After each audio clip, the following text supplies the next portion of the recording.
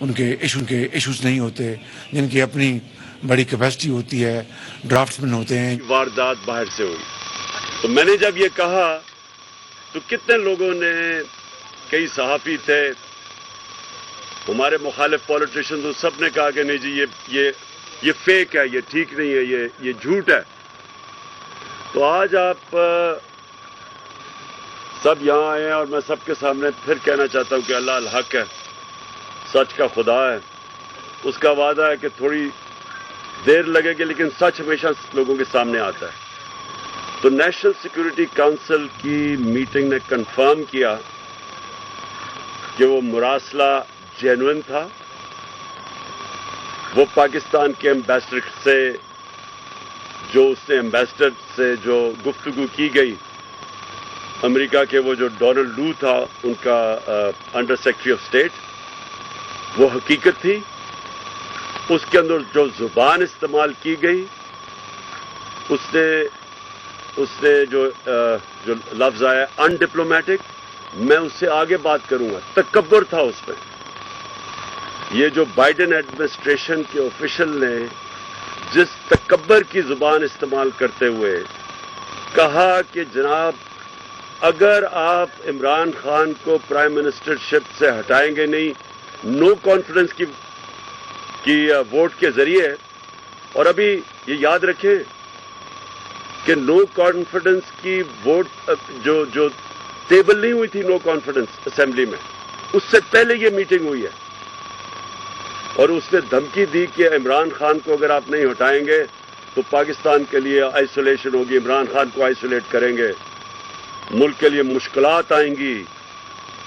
اور اگر پھر یہ دوسری چیز کہ اگر آپ عمران خان کو ہٹا دیتے ہیں تو معاف کر دیا جائے گا.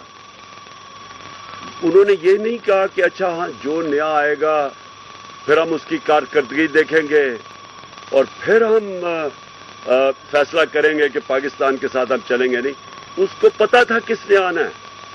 یہاں سے سازش کا پتہ چلتا ہے کہ عمران خان کو ہٹاؤ اور پھر پاکستان کو معاف کر دیا جائے گا. اور پھر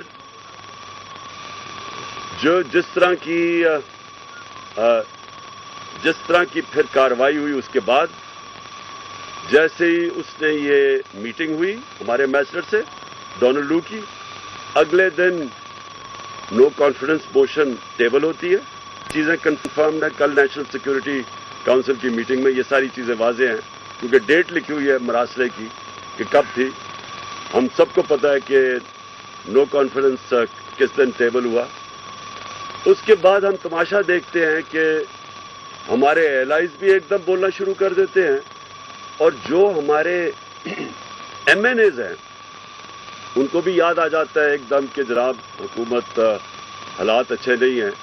تو میں آج یہ بھی پہلے واضح کرنا چاہتا ہوں کہ پاکستان کے جو حالات تھے معاشی، جب یہ نو کانفیڈنس موشن جو ٹیبل کی گئی ہے، 11 سال میں سب سے کم پاکستان کا کرنٹ اکاؤنٹ ڈیفیسٹ تھا. یعنی جس کی وجہ سے ہم آئی ایم ایف کے پاس جاتے ہیں. میں اپنی قوم کو سمجھانا چاہتا ہوں، مسئلہ یہ ہوتا ہے کہ ڈالرز کی کمی ہو جاتی ہے پاکستان میں. جب ڈالرز کی کمی ہوتی ہے، روپے پہ پریشر پڑتا ہے، روپے گرنا شروع ہو جاتا ہے. اس لیے آئی ایم ایف سے ہم ڈالرز لینے جاتے ہیں. تو جس میں ڈالرز کے ملک میں آنا اور ملک سے جب باہر جانا ڈالرز ہے، جس پہ سب سے کم خسارہ تھا وہ اب تھا. 11 سال کے بعد سب سے کم خسارہ تھا. ایکسپورٹس ریکارڈ، تاریخ میں سب سے زیادہ ایکسپورٹس باہر سے اوورسیز پاکستان نے، ریکارڈ ریمیٹنسز سب سے زیادہ. ہماری ٹیکس کلیکشن یعنی ملک کی جو آمدنی بڑھ رہی تھی لوگوں پہ خرچ کرنے کی، وہ تاریخی سب سے زیادہ. 5 ہماری فصلیں کیونکہ 60% لوگ کسان ہیں، سب سے تاریخی سب سے زیادہ پیداوار.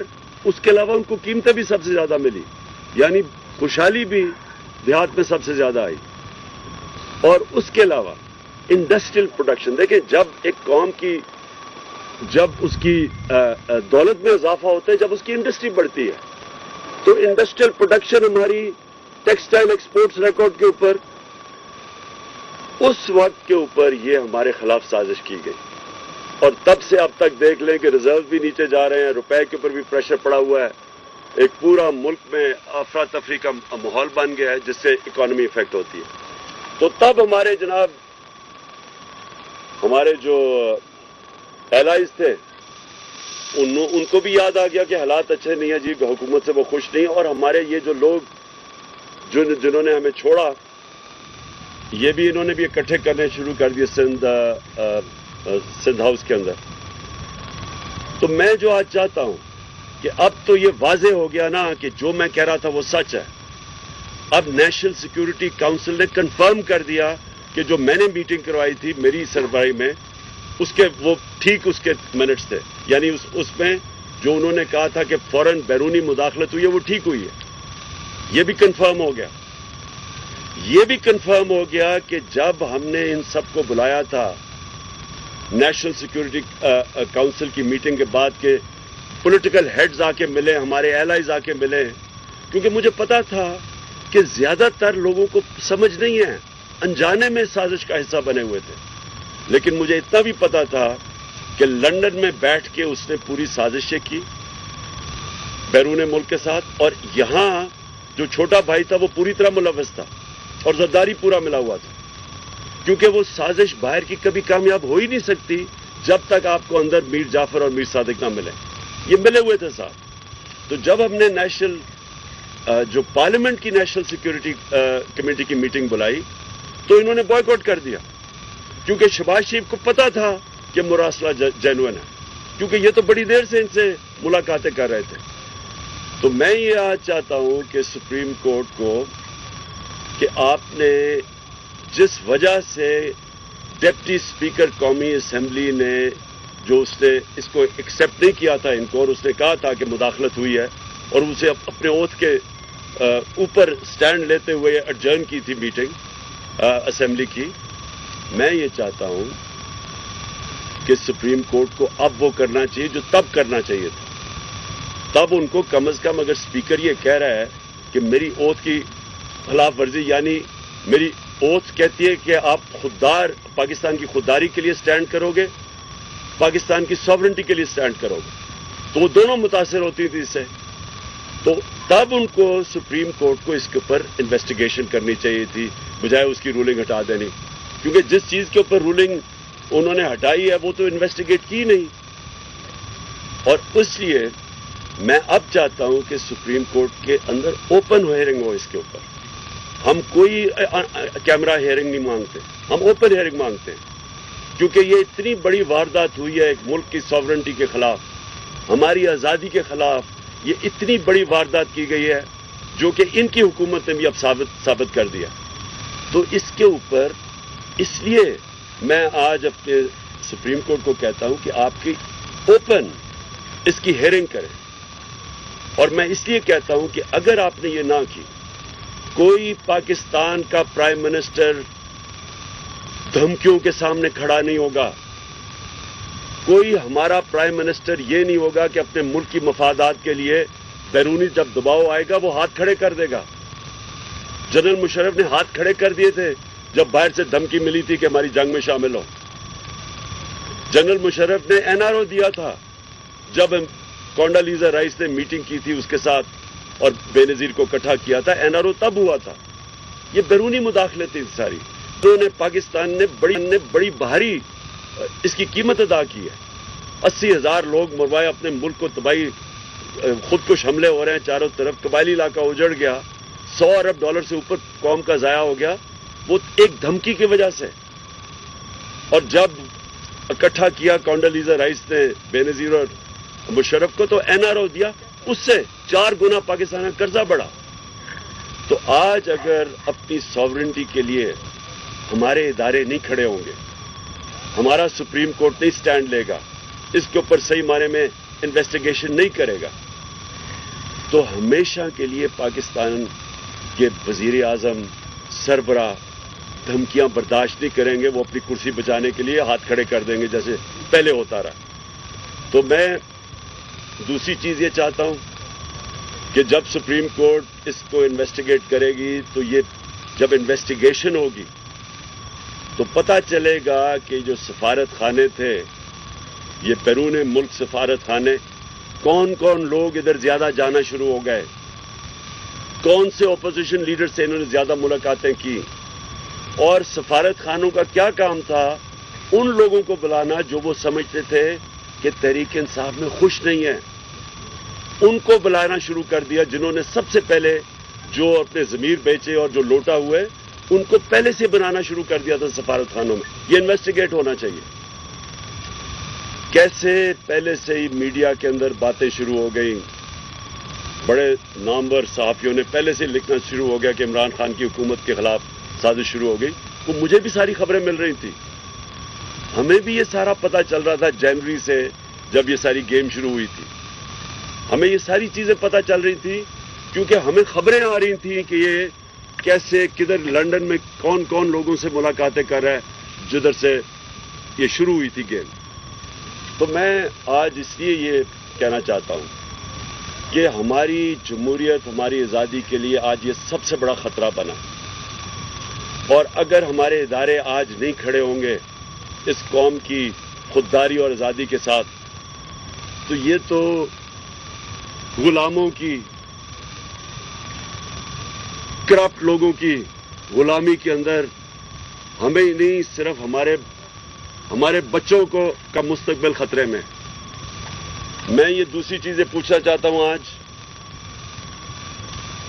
کہ جب یہ لوگ انہوں نے اپنے ضمیر بیچے اور انہوں نے اپنے حلقوں سے غداری کی, انہوں نے ہماری جمہوریت سے غداری کی, میں یہ پوچھنا چاہتا ہوں کہ کیا یہ اتنی امپورٹنٹ چیز نہیں کہ الیکشن کمیشن اور سپریم کورٹ اس کو فوری طور پہ سنیں, ان کیسز کو ڈے ٹو ڈے بیسس پہ ان کے حل کریں.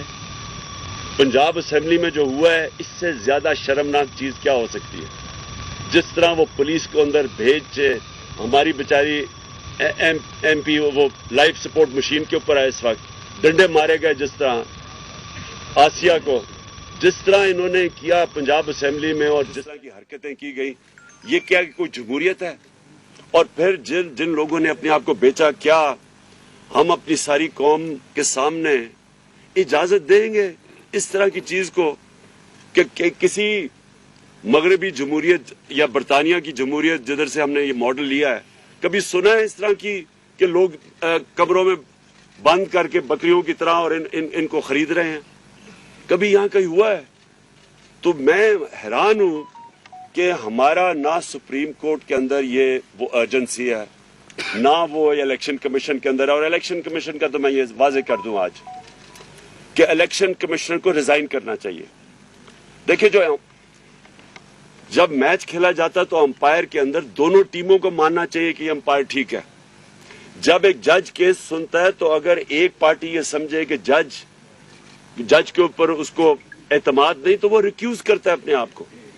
جب ایک پاکستان کی سب سے بڑی پارٹی یہ کہہ رہی ہے کہ الیکشن کمشنر اتنا ایک جانبدار قسم کا آدمی ہے جس کے اوپر ہمیں کوئی اعتماد ہی نہیں ہے, سارے فیصلے ہی ہمارے خلاف کرتا ہے, اور جب چاہتا ہے تو کسی کے اوپر ایکشن لے لیتا ہے اور جب چاہتا ہے نہیں لیتا, کیونکہ ڈپینڈ کرتا ہے کہ وہ کون سی پارٹی میں ہے.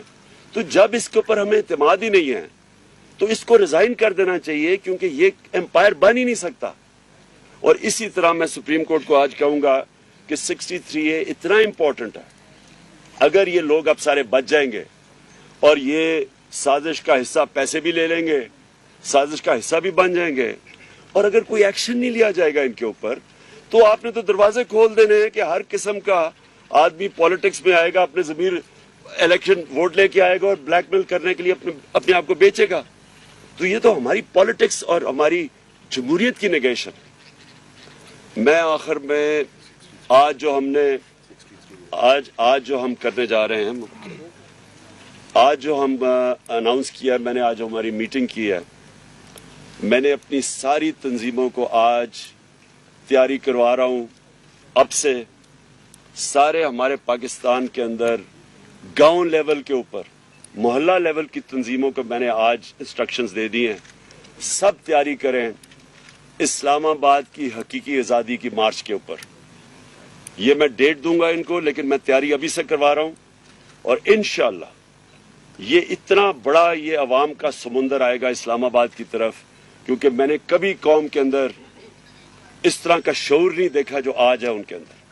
کبھی ایسے نہیں ہوا کہ 3 سب سے بڑے وینیوز پشاور 4 وینیوز پشاور، اسلام آباد، کراچی اور لاہور، سب سے بڑے وینیوز جو یہ 11 پارٹیز اس کا چھوٹا سا حصہ بھی نہیں کوئی بھر سکتی، وہ چند دنوں کے اندر سارے وینیوز کے اندر اس طرح کے کراؤڈ آئے ہیں کیونکہ عوام میں شعور آ گیا ہے. لوگ بیداری آ چکی ہے. لوگ سمجھ بیٹھے ہیں کہ اس قوم کے ساتھ کس طرح مذاق ہوا ہے. اور جس طرح کے لوگوں کو انہوں نے ہمارے اوپر مسلط کیا ہے، یہ پاکستان کی تاریخ میں کبھی بھی ایسے نہیں ہوا کہ اتنے زیادہ کرمنل لوگ، ضمانت پہ لوگ، تقریباً 60-70% تو جو کیبنٹ بنی ہے وہ ضمانت پہ لوگ ہیں. جو یہ پرائم منسٹر بھاگا پھر رہا ہے ادھر ادھر، جس طرح یہ سوائے فیتے کاٹنے کا اور اس کو پتہ ہی نہیں ہے. اس سے سوال یہ پوچھا جائے کہ 40 ارب روپے کے آپ کے اور بچوں نے کیسز کے جواب دینے ہیں.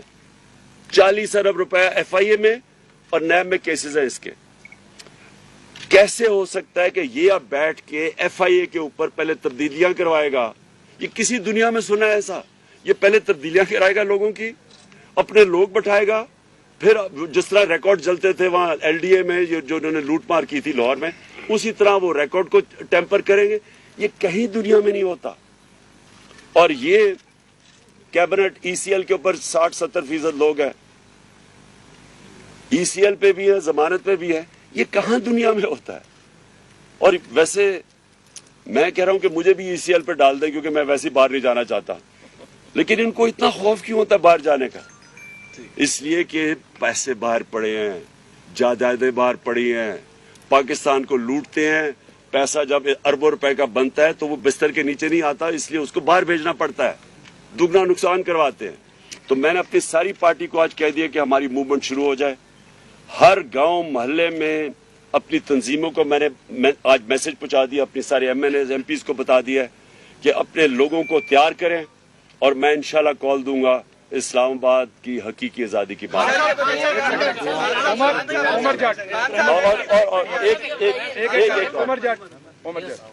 چلو پہلے جن عدالتوں نے رات کو 12 بجے اس ڈر سے عدالتیں کھولی کہ آپ کوئی آئین کی خلاف ورزی کرنے جا رہے ہیں، جن عدالتوں نے 68A کی آپ کی پٹیشن جو ہے اس کو عید کے بعد ریفر کیا، اور حمزہ شہباز کی جو بطور وزیر اعلیٰ بننے کی پٹیشن تھی اس کو فوری طور پر نپٹایا، ان عدالتوں سے آپ دوبارہ جوڈیشل انکوائری کی درخواست کر رہے ہیں، تو کیا ان کے فیصلوں کو آپ مانیں گے؟ اچھا، میں ایک اور چیز بتا دوں کہ 27ویں رات کو انشاءاللہ ہم شب دعا کر رہے ہیں. اس رات کو ہم سب دعا کریں گے، سارے ہمارے جدھر بھی، میں پاکستانیوں کو کہہ رہا ہوں، میں صرف اپنی پارٹی کو نہیں، لوگوں کو کہہ رہا. اور اس لیے ہم کریں گے کہ یہ حقیقی آزادی کی جو ہماری مارچ ہے اس کو اللہ کامیاب کرے. میں جو آپ کا سوال ہے، دیکھیں، ہمیں اپنی عدالتوں کو اور اپنی عدلیہ کو مضبوط کرنا چاہیے. ہمیں ان کے اندر کانفیڈنس رکھنا چاہیے. عوام جو ہوتی ہے، عوام بھی ایک بہت بڑا پریشر ہوتا ہے امر بالمعروف کا. عوام بھی کہتی ہے سب کو کہ سیدھے اچھائی کے ساتھ کھڑے ہو، برائی کے خلاف کھڑے ہو. ہمیں بھی اپنی عدالتوں کو کہنا چاہیے کہ آپ کے سامنے ہے کیا 63A، یعنی کہ جن لوگوں نے اپنے آپ کو بیچا ہے اور بے شرمی سے بیکے ہیں، اور جنہوں نے اپنے حلقوں سے اور جمہوریت سے غداری کی ہے، کیا ان کے لیے عدالتوں کو فوری طور پہ ڈے ٹو ڈے ہیئرنگ کر کے ان کے کیس نہیں سننے چاہیے؟ آپ کے پاس آ رہے قادر سر، یہ بتائیں کہ کانسپریسی کا لفظ تو پہلے والے اعلامیے میں بھی نہیں تھا اور نئے والے اعلامیے میں بھی نہیں ہے. بیرونی مداخلت والا تو انہوں نے پہلے والے اعلامیے کو بھی تسلیم کر لیا، تو پریکٹس ایسی کی گئی. اور دوسرا یہ کہ دفتر خارجہ میں پہلے یہ خط چھپانے کی کوئی اٹیمپٹ کی گئی. ایسی اطلاع بھی آ رہی ہے کہ یہ خط پہلے وزیر خارجہ سے بھی چھپانے کی، یہ سائفر جو ہے چھپانے کی کوشش کی جاتی ہے، وہ تو بعد میں. اچھا، پہلے ایک اور میں چیز سائفر کا بتا دوں. یہ جو مراسلہ ہے، دیکھیں، یہ میں نے یہ کہیں سنا ہے کہ جی اس طرح کے تو اور بھی مراسلے آتے رہتے ہیں. جو بھی یہ کہہ رہا ہے اس سے زیادہ جھوٹا اور بے شرم آدمی نہیں ہے. کبھی اس طرح کی زبان استعمال نہیں کی جاتی ڈپلومیٹک ٹرمز میں. کبھی بھی ایک چھوڑے کہ ہم 22 کروڑ لوگ ہیں، एक छोटे से भी कोई 50 लाख की भी आबादी का न्यूजीलैंड होना, उसके प्राइम मिनिस्टर को भी इस तरह का धमकी कोई नहीं देता। ऐसे कभी इस तरह की धमकियां नहीं दी जाती। और जब धमकियां दी जाती हैं तो मैंने आपको गिना दिया कि एक दफा जुल्फिकार अली भुट्टो को धमकी मिली थी, एक दफा मुशर्रफ को धमकी मिली थी जब चारों शान चित होकर उसकी जंग में ले गए थे। और ये जो धमकी मिली है, ये ऐसी धमकियां नहीं मिला करती।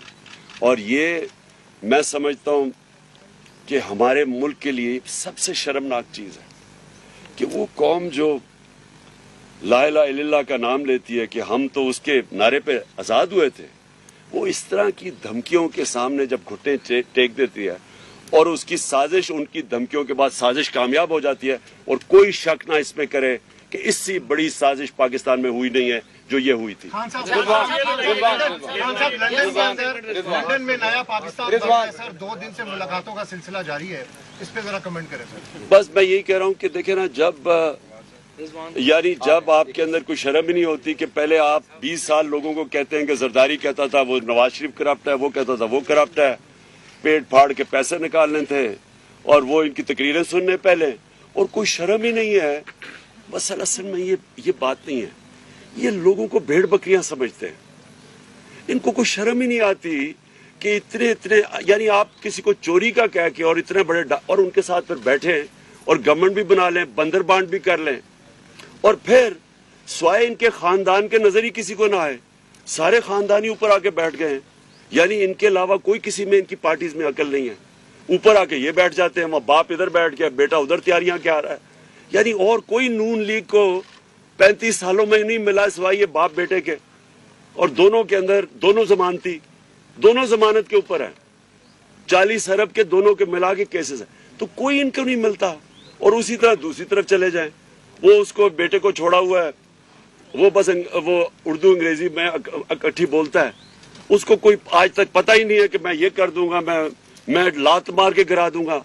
ये लोगों के हाथ में अगर ये मुल्क पकड़ा रहे हैं, इससे बड़ी साजिश क्या है?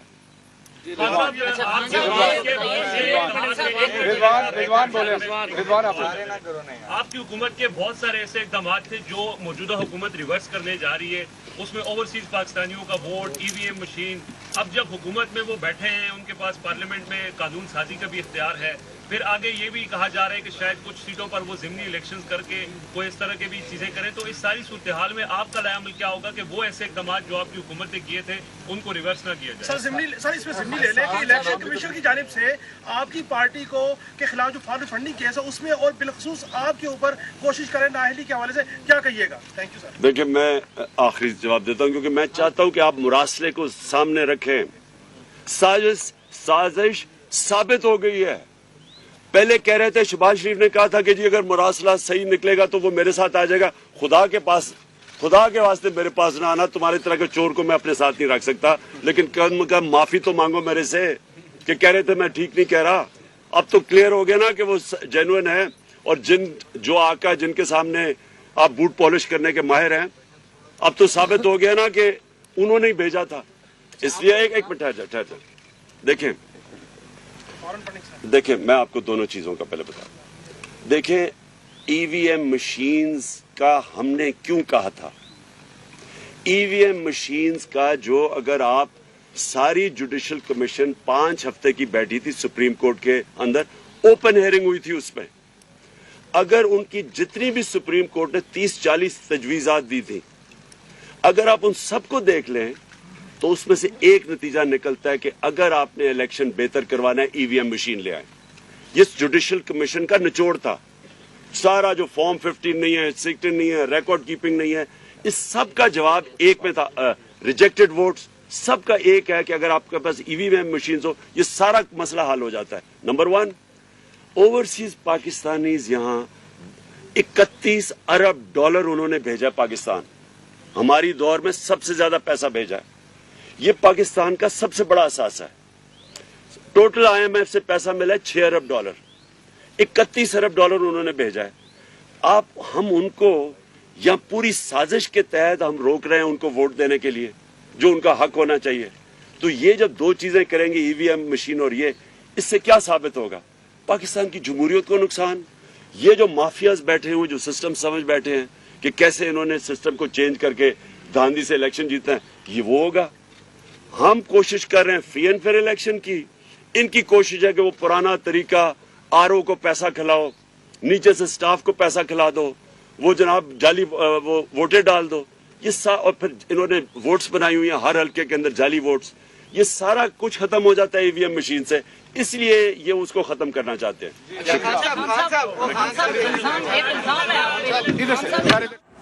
اسلام آباد میں chairman P T I Imran Khan press conference میں کہا کہ بہت سے سیاستدانوں اور صحافیوں نے کہا تھا کہ یہ مراسلہ جھوٹ ہے، سفیر اور امریکی آفیشل کی ملاقات عدم اعتماد پیش ہونے سے پہلے ہوئی، ساتھ ہی انہوں نے کہا کہ مراسلہ سچا ہے اور شہباز شریف اس حوالے سے معافی مانگیں۔ انہوں نے کہا کہ قومی سلامتی کمیٹی نے تسلیم کیا کہ مراسلہ حقیقت ہے، سپریم کورٹ مراسلے کی کھلی سماعت کرے، سپریم کورٹ تحقیقات کرے تو پتہ چلے گا کون کون ملوث ہے۔